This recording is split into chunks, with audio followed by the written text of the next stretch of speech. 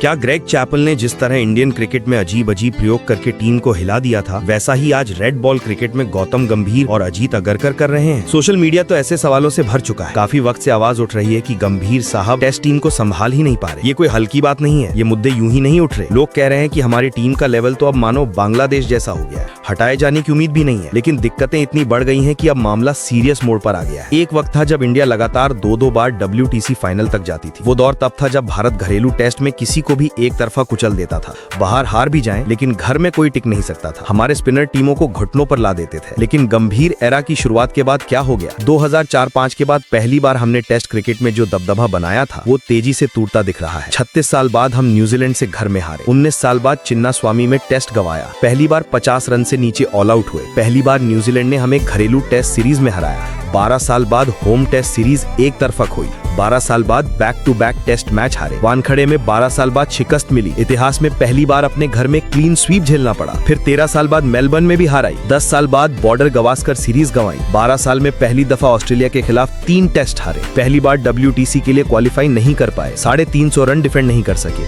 92 साल में सिर्फ दूसरी बार ऐसा हुआ। 11 साल में पहली बार 600 प्लस रन हमें झेलने पड़े। घर में 200 रन तक नहीं बना पाए।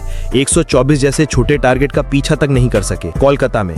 और अब साउथ अफ्रीका भी हमें सीरीज हराकर चली गई। बड़ा सवाल, क्या गंभीर साहब के रेड बॉल एक्सपेरिमेंट्स टीम को नुकसान पहुंचा रहे हैं? उनके खुद के टेस्ट रिकॉर्ड शानदार नहीं है, लेकिन कोचिंग में रिकॉर्ड मायने नहीं रखता। असली बात है, क्या उनके फैसले टीम को पीछे ले जा रहे हैं? जैसे पिछले टेस्ट में वॉशिंगटन सुंदर को नंबर 3 पर भेजने जैसा फैसला। अगर आपको उन पर भरोसा है, जो कि मैं भी मानता हूं, तो इस मैच में उन्हें 8 नंबर पर क्यों धकेला गया? पिछले मैच में टीम संघर्ष कर रही थी, फिर भी उन्होंने सबसे ज्यादा गेंदें खेली। दूसरा, जब आपके पास ढेरों ऑलराउंडर हैं और शुभमन गिल उपलब्ध नहीं है, तो एक फुल टाइम बैटर क्यों नहीं चुना? नीतीश कुमार रेड्डी को लाना जरूरी था, जबकि उनकी फॉर्म भी गिर रही है। गायकवाड़ थे, करुण नायर थे, सरफराज को मौका दिया जा सकता था।